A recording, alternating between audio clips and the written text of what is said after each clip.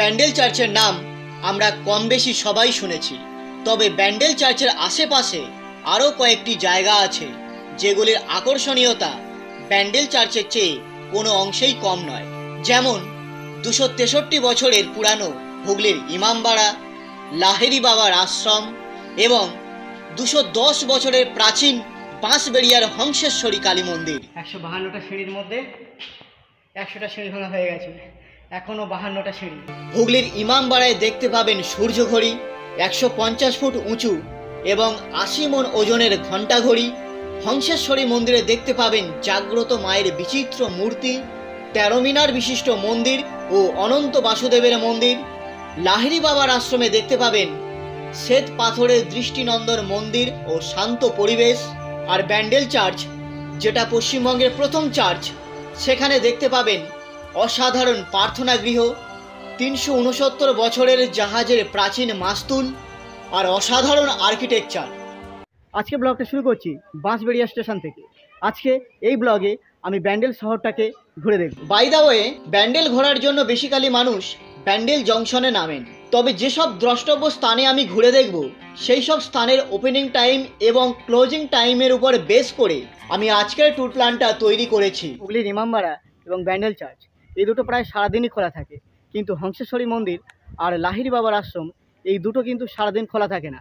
দুপুরবেলা প্রায় 3.5 ঘন্টা থেকে 4 ঘন্টার মতো বন্ধ থাকে, বিকালে আবার 4টার সময় খোলে। দূর থেকে যারা আসেন তাদের তাড়াতাড়ি বাড়ি ফিরে যাওয়ার একটা চিন্তাভাবনা থাকে, এই জন্য অল্প সময়ে এবং শর্টকাটে সমস্ত জায়গাগুলি ঘুরে দেখার জন্য এই রুট ম্যাপটা। এবারে বলি এখানে কিভাবে আসবেন। অনেকেই জানেন না, ব্যান্ডেল ঘোরার জন্য শিয়ালদহ থেকে ডিরেক্ট ট্রেন পাওয়া যায়। সকাল 8টা 6 আছে শিয়ালদহ কাটোয়া গ্যালোপিন লোকাল। অবশ্য এটাই দিনের একমাত্র লোকাল ট্রেন। শিয়ালদহ থেকে বাঁশবেড়িয়ার দূরত্ব 50 কিমি। এছাড়া আপনি হাওড়া থেকে কাটোয়া লোকাল ধরে বাঁশবেড়িয়াতে চলে আসতে পারেন, দূরত্ব 43 কিমি। আপনি যদি ব্যান্ডেল স্টেশনে নেমে ঘুরে দেখতে চান তাহলে ব্যান্ডেলে নেমে যেতে পারেন। বাঁশবেড়িয়ার আগের স্টেশন হলো ব্যান্ডেল। যাই হোক, আজকের প্রথম গন্তব্য হংসেশ্বরী মন্দির, সেদিকেই যাওয়া যাক। 1 নম্বর প্ল্যাটফর্মের টিকিট কাউন্টারের বাইরে এসে 2-4 পা হাঁটলেই দেখতে পাবেন টোটো স্ট্যান্ড। সেখান থেকে টোটো ধরে চলে যান হংসেশ্বরী মন্দির। দূরত্ব 1 কিমির একটু বেশি। টোটো থেকে নেমেই চোখে পড়বে হংসেশ্বরী কালী মন্দির। সামনেই পড়বে ভোগ প্রসাদের দোকান। মন্দিরে পূজা দিতে চাইলে এখান থেকেই আপনারা ডালা কিনে নিতে পারেন। ডালা দোকানগুলির সামনেই আছে রাজবাড়ির সিংহদুয়ার। তার সামনে দিয়ে একটু এগিয়ে গেলেই পড়বে মন্দির। মন্দিরে ঢোকার ঠিক আগেই আছে জুতো রাখার কাউন্টার। 2 টাকার বিনিময়ে এখানে জুতো রাখতে হয়। এখন আমি দাঁড়িয়ে আছি হংসেশ্বরী মন্দিরের সামনে, ঠিক আমার পিছনেই আছে হংসেশ্বরী মন্দির। পশ্চিমবঙ্গের হুগলি জেলার বাঁশবেড়িয়া নামক স্থানে অবস্থিত একটি বিখ্যাত কালী মন্দির হংসেশ্বরী মন্দির। স্থানীয় রাজা নৃসিংহদেব 1799 খ্রিস্টাব্দে মন্দিরের নির্মাণ কার্য শুরু করেন, কিন্তু রাজা হঠাৎ মারা যাওয়ায় তার দ্বিতীয় স্ত্রী রানী শঙ্করী মন্দির নির্মাণের কার্য চালিয়ে যান এবং 1814 খ্রিস্টাব্দে মন্দির নির্মাণের কাজ সম্পন্ন করেন। মন্দিরের গর্ভগৃহে শোভা পাচ্ছে দক্ষিণাকালের রূপ। রাজা নৃসিংহদেবের গর্ভধারিণী মাতা ছিলেন রানী হংসেশ্বরী দেবী। তার মায়ের নামেই মন্দিরের নাম হংসেশ্বরী কালী মন্দির। গোলাকার বেদির উপর শায়িত ভগবান শিব, আর তার নাভি থেকে উদ্গত প্রস্ফুটিত পদ্মের উপরে বসে আছেন মা কালী। নীলবর্ণা, ত্রিনয়নী, চতুর্ভুজা, প্রকাণ্ড খড়গ ও নরমুণ্ড ধারিণী। এখানে মন্দির খোলার টাইম হলো সকালে 7টা থেকে 12:30 অবধি, আর বিকালে 4টা থেকে 7টা পর্যন্ত। মন্দিরের গর্ভগৃহের উচ্চতা 70 ফুট। মন্দিরের মাথায় আছে 13টি মিনার, যা প্রস্ফুটিত পদ্ম ফুলের মতো দেখতে। মন্দিরের মাথার নীল আকাশ মন্দিরের শোভাকে অনেকখানি বাড়িয়ে দিয়েছে। এই দৃষ্টিনন্দন সৌন্দর্য দেখলে আপনার মন ভরে যেতে বাধ্য। হংসেশ্বরী মন্দিরের পূর্ব দিকে আছে অনন্ত বাসুদেব মন্দির। মন্দিরটি পোড়া মাটির টেরাকোটা শিল্পের। মন্দির গাত্রে বিভিন্ন নকশা ও দেবদেবীর মূর্তি খোদাই করা আছে। এখানে ভোগ প্রসাদেরও ব্যবস্থা আছে, 50 টাকা প্রাইস। আর ভোগ নিতে গেলে 9টার মধ্যে এখানে কুপন কেটে নিতে হবে, আর বেলা 1টার সময় এখানে ভোগ পাওয়া যায়। মন্দিরের ঠিক অপোজিটেই আছে রাজা নৃসিংহদেবের বাড়ি। দেখুন, বাড়িটি এখনো অক্ষত অবস্থাতেই আছে।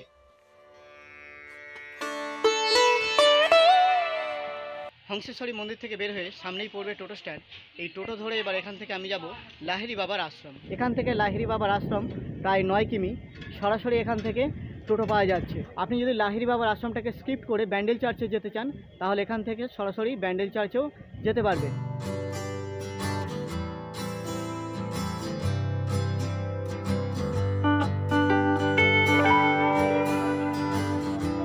এই হলো লাহিড়ী বাবার আশ্রম, আরাধ্যালয়। এটা মেন গেট, এটা দিয়েই ভিতরে প্রবেশ করতে হবে।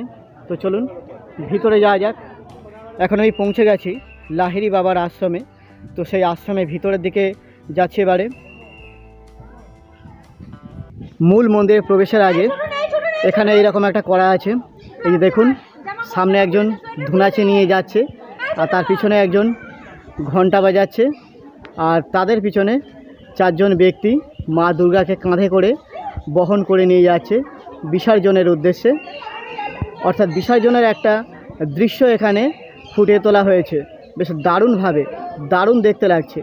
এটা মূল মন্দিরে প্রবেশের আগেই কিন্তু এটা রয়েছে। পাশেই আছে বাচ্চাদের খেলার জন্য খুব সুন্দর একটি পার্ক, আর তার সামনেই জুতো খুলে রাখার কাউন্টার। পার জুতো 2 টাকা। মন্দিরের সামনে আছে একটা রথ, 3টে ঘোড়া মিলে রথটাকে টেনে নিয়ে যাচ্ছে। আর রথের যিনি সারথি তিনি হচ্ছেন শ্রীকৃষ্ণ, আর তার পিছনে অর্জুন পিঠে তীর ধনুক নিয়ে রয়েছে। অর্থাৎ মহাভারতের যুদ্ধের যে হিস্ট্রিটা আছে, যেখানে কৃষ্ণ সারথি ছিল আর অর্জুন সেই রথের যাত্রী ছিল, সেই দৃশ্যটা এখানে ফুটিয়ে তোলা হয়েছে খুব সুন্দর করে। রথের ঠিক পিছনেই আছে লাহিড়ী বাবার মন্দির। সাদা রং আর সোনালী বর্ডারে অসাধারণ দেখতে লাগছে। আজকের ব্লগের দ্বিতীয় ডেস্টিনেশন লাহিড়ী বাবার আশ্রম। সেই লাহিড়ী বাবার আশ্রমে আমি এখন চলে এসেছি। এই যে আমার পিছনে দেখতে পাচ্ছেন লাহিড়ী বাবার আশ্রম। লাহিড়ী বাবার আসল নাম শ্যামাচরণ লাহিড়ী। জন্ম বর্তমান নদিয়া জেলার ঘুরনিতে, যেটা এখন অবস্থিত কৃষ্ণনগরে। আবির্ভাব 30শে সেপ্টেম্বর 1828 খ্রিস্টাব্দে এবং তিরোধান দিবস 26শে সেপ্টেম্বর 1895 খ্রিস্টাব্দে। মূলত তিনি ছিলেন একজন যোগী।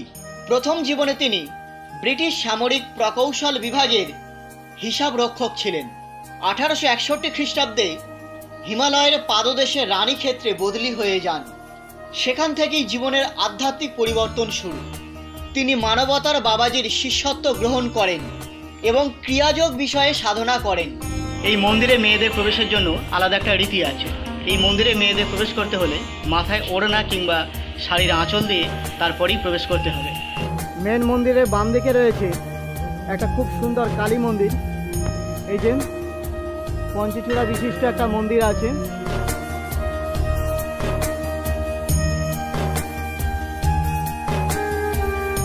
মন্দিরের মাঝখানে রয়েছেন মা কালী, তার ডান দিকে আছেন কৃষ্ণ,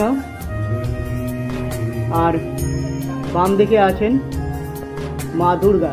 এই মন্দির সকাল 10টা থেকে 12টার দিকে খোলা থাকে আর বিকালের 4টা থেকে 6টা পর্যন্ত খোলা থাকে। ডান দিকেও আরও একটা মন্দির আছে। এই যে মন্দিরটা, এই মন্দিরের ভিতরে যাওয়া যাক। বেশ রাউন্ড সিঁড়ি আছে, সিঁড়ি ভেঙে উপরে উঠতে হয়। আর মন্দিরে বিরাজ করছেন ভগবান রামচন্দ্র। তার বাম দিকে আছে সীতা এবং ডান দিকে আছেন লক্ষ্মণ, আর নিচে আছেন হনুমানজি। মন্দিরের গর্ভগৃহে আছেন লাহিড়ী বাবার মূর্তি ও বিভিন্ন দেবদেবীর মূর্তি। গর্ভগৃহে ভূগর্ভস্থ একটি কক্ষ আছে, যেখানে আছে একটি বিরাট আকৃতির লাহিড়ী বাবার মূর্তি। মন্দিরের সামনে আছে জল। এই জলে পা ধুয়ে তারপরে মন্দিরে প্রবেশ করতে হবে।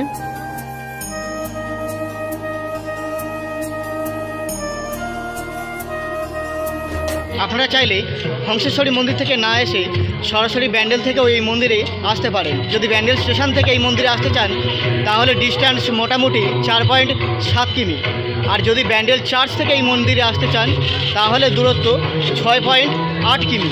এবার আমার তৃতীয় ডেস্টিনেশন হচ্ছে ব্যান্ডেল চার্চ। এখান থেকে টোটো ধরে আবার আপনাকে যেতে হবে ব্যান্ডেল চার্চে, বা এখান থেকে আপনি যদি হংসেশ্বরী মন্দিরে যেতে চান হংসেশ্বরী মন্দিরেতেও যেতে পারেন, বা ব্যান্ডেল স্টেশনে যেতে চাইলে সেখানেও যেতে পারে। এখান থেকে ব্যান্ডেল চার্চের দূরত্ব 7.2 কিমি, ভাড়া মাথাপিছু 40 টাকা। তবে ব্যান্ডেল চার্চের প্যাসেঞ্জার না থাকলে আপনাকে প্রথমে টোটো ধরে ব্যান্ডেল স্টেশনে যেতে হবে, সেখান থেকে আবার টোটো ধরে আপনাকে যেতে হবে ব্যান্ডেল চার্চে। ভাড়া একই থাকবে 20 40 টাকা। চার্চে ঢোকার জন্য এটা মেন গেট, এই গেটটা দিয়েই চার্চে প্রবেশ করতে হয়। এই যে দেখুন, সকাল 8টা থেকে 4:50 পর্যন্ত এই চার্চ খোলা থাকে, আর এটা দিয়েই চার্চে প্রবেশ করতে হয়। মেন এন্ট্রি গেট পার হয়ে সামনে পড়বে সেকেন্ড আর একটা এন্ট্রি গেট, আর তার সামনে রাখা আছে এরকম একটা মূর্তি রাখা আছে। আর এন্ট্রি গেট দিয়ে ভিতরে যাওয়া যাক।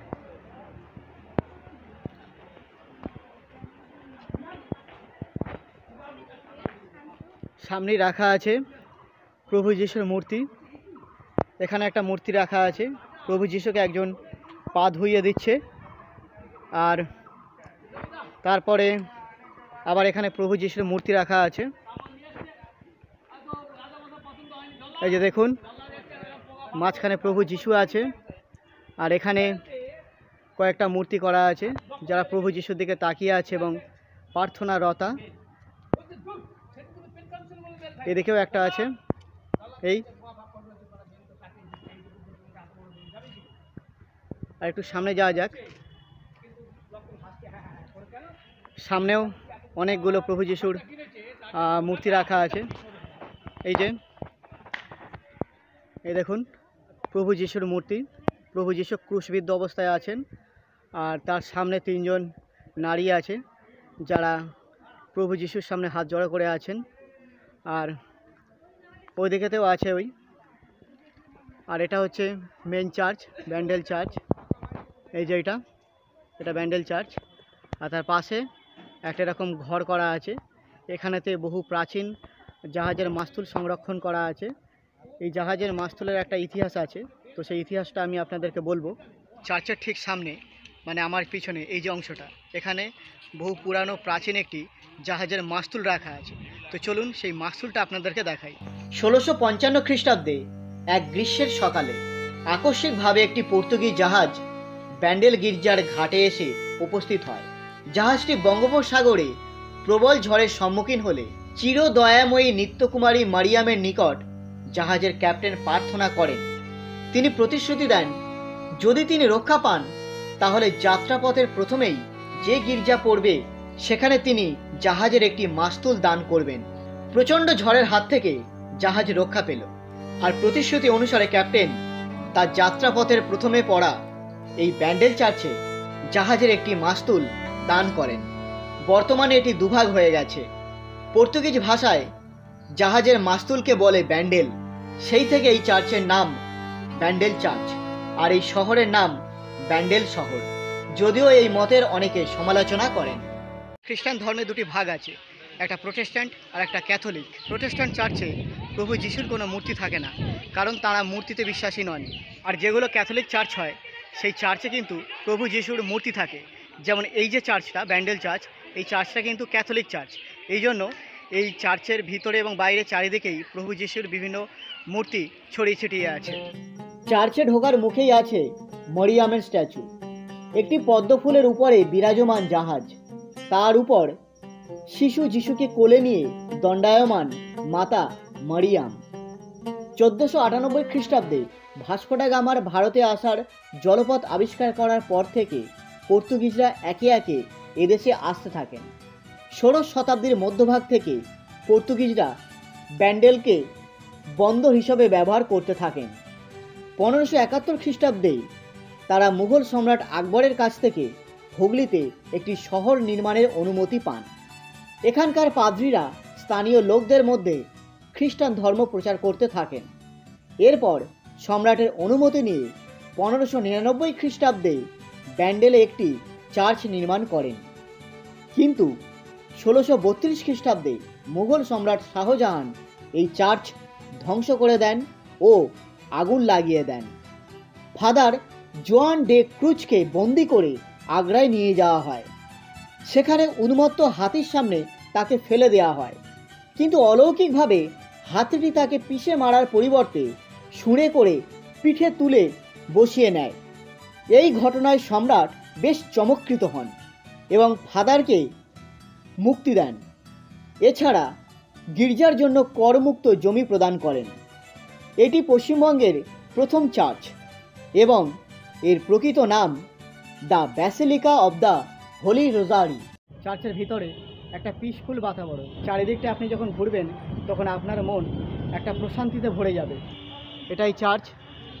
সামনে আছে একটা বেশ লম্বা ক্লক টাওয়ার। এই ক্লক টাওয়ারের চারদিকে 4টে ঘড়ি আছে, আর উপরে আছে ক্রুশ, আর পাশে যেটা আছে এখানেও প্রভু যিশুর মূর্তি রাখা আছে। সিঁড়ি বেয়ে চার্চের একেবারে টপেতে মানে ওপরেতে আমি যাচ্ছি।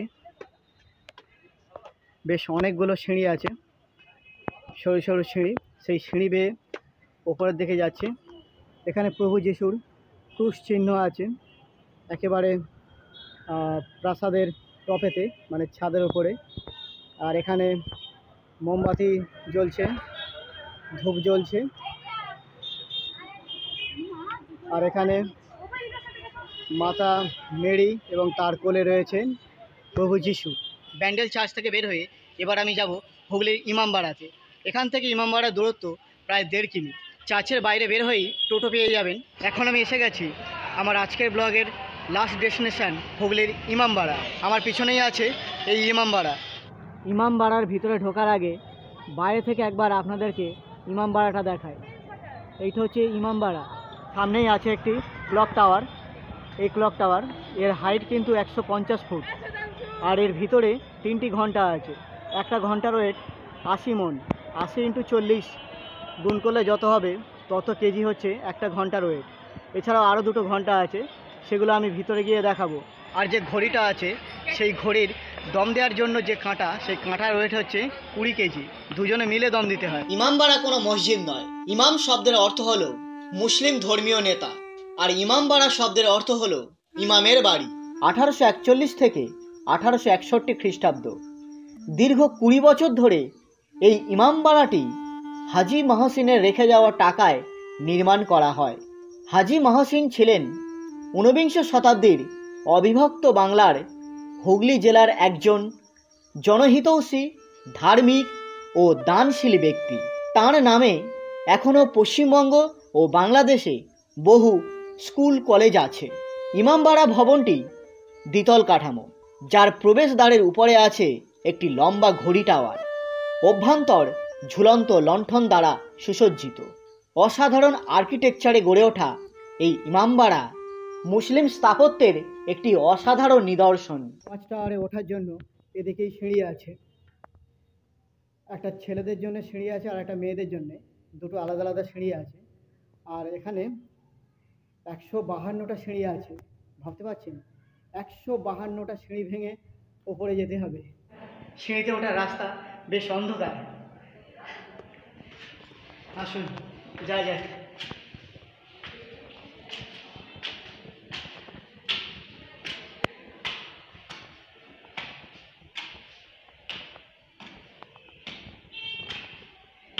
একশো 52টা সিঁড়ির মধ্যে 100টা সিঁড়ি ভাঙা হয়ে গেছে। এখনও 52টা সিঁড়ি অতিক্রম করে তারপরে উপরে যাব। সিঁড়ির শেষ নেই, 152টা সিঁড়ি উঠতেই রয়েছে, উঠতেই রয়েছে।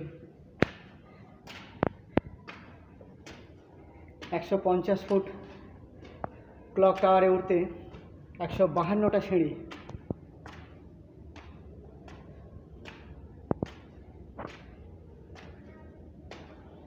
হার্টের রোগ থাকলে সেরে যাবে।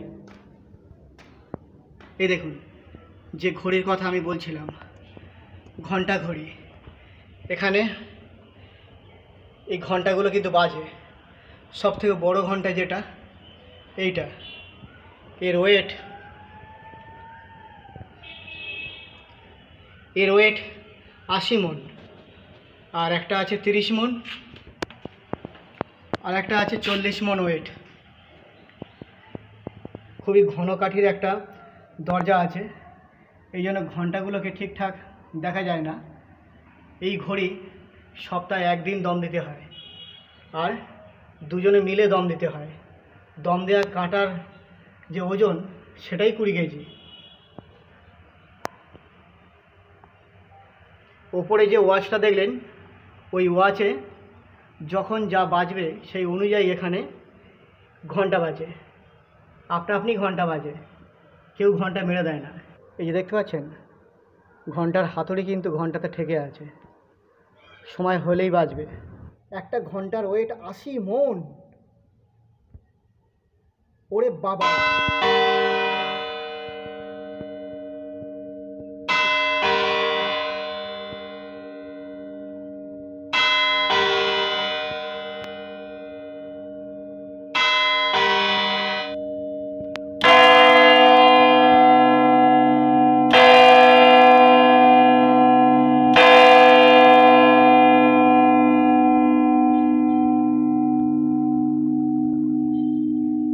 এই যে দেখুন, কিছু একটা বলছিলাম আমি, আর সেই সময় ঘন্টা পড়েছে। আমি তো চমকে উঠেছি, ঘন্টার শব্দ শুনে চমকে উঠেছি। হার্ট এখন ধুকপুক ধুকপুক করছে।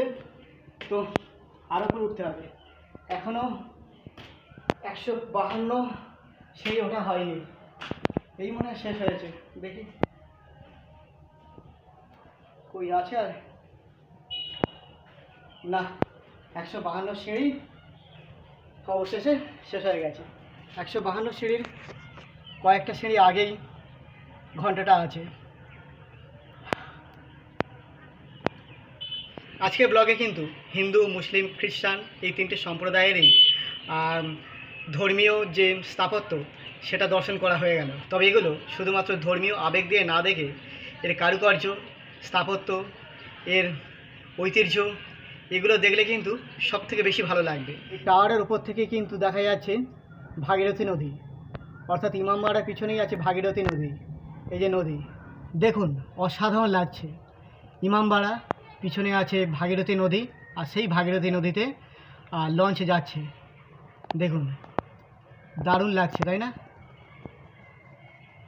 দেখুন, ধর্মের বেড়াজল থেকে বার হতে না পারলে এই সৌন্দর্য কিন্তু আপনি উপভোগ করতে পারবেন না। আপনি যে ধর্ম সম্প্রদায়েরই হোক না কেন, এই সমস্ত স্থাপত্যগুলোতে যদি আপনি ঘোরেন এবং একটা ক্রিয়েটিভিটি মন নিয়ে যদি দেখেন, এই যদি সৌন্দর্য উপলব্ধি করতে চান, তাহলে ডেফিনেটলি অসাধারণ লাগবে।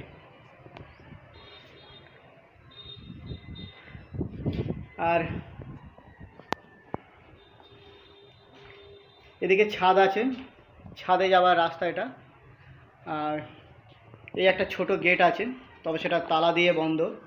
আর গেটের ওপরে অনেক সব কারুকার্য করা আছে, বিভিন্ন নামের কারুকার্য করা আছে, কারুকার্যের ভিতরে কারুকার্য করা।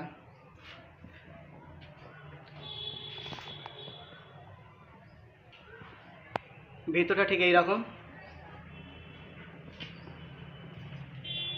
নিচের দিকে নেমে যায়।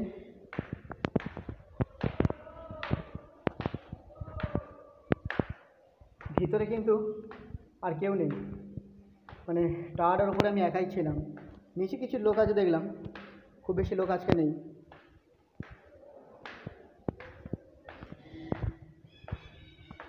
এটা একটা কি ঘর, কি আছে? ও, এই তো দেখতে পাচ্ছেন ঘড়ির যে মেশিনটা আর কি, সে মেশিনটা কিন্তু এখানে আছে। এই যে দেখুন, ঠিকঠাক বোঝা যাচ্ছে না, সামনে একটা দরজা আছে কাঁচ লাগানো, আর এর মধ্যেই আছে কিন্তু সেই ঘড়ির যে মেশিনটা। সময় সময় মেশিনে টান পড়ে আর ঘন্টা বাজতে শুরু করে। আর এর দরজাতেও রয়েছে, দেখতে পাচ্ছেন, স্মৃতি রেখে দিয়ে গেছে কারা। যাই হোক, স্মৃতিহীন মানুষ আমি। এবার নিচের দিকে নামি,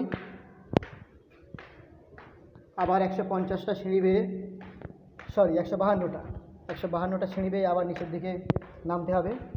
আচ্ছা, এগুলো কি দেখা যাচ্ছে দেখি একবার এখান দিয়ে। কিছু দেখতে পাচ্ছেন? ছাদ দেখা যাচ্ছে, আর নদী দেখা যাচ্ছে পরে। একটু জুম করা যাক। এই যে দেখুন, ছোট্ট একটা ফুটো দিয়ে ভাগীরথী নদী। এবারে ইমামবাড়ার পিছন দিকে যাচ্ছি। এই ইমামবাড়ার পিছন দিকে আছে একটা সূর্য ঘড়ি, এটাও একটা আশ্চর্য ঘড়ি। এই দেখুন, এটা সূর্য ঘড়ি, একটা রাউন্ড করা আছে, রাউন্ড ডায়নামোর ওপরে একটা কাঁটা আছে, এটা হলো কাঁটা। এর সোজাসুজি কিন্তু বাজে 12টার পর থেকে 3টে দাগ যেতে হবে। এখন আমার ঘড়িতে বাজে 3টে, অর্থাৎ এই যে 1টা 2টো 3টে, ছায়াটা দেখুন ঠিক 3টের কাছেই ছায়াটা আছে, অর্থাৎ ঘড়িতে এখন কিন্তু 3টে বাজে। এই যে দেখুন আমার ঘড়িতে প্রায় 3:10, 12টা 1টা 2টো 3টে, এই যে গ্যাপগুলো দেখুন, আর এই পারে গ্যাপটা দেখুন কতটা বেশি। তারপর 4টের পরে দেখুন এই গ্যাপটা, এটাও কিন্তু অনেকটা বেশি, অর্থাৎ গ্যাপ কিন্তু যাই দেওয়া হোক না কেন, সূর্যের ছায়া অনুযায়ী এই ঘড়ি সঠিক টাইমটাই দেবে। হুগলি, আর এখানে দ্রাঘিমাটাও দেওয়া আছে, 22°55' দ্রাঘিমা এখানকার। এই যে দেখুন 22°55'।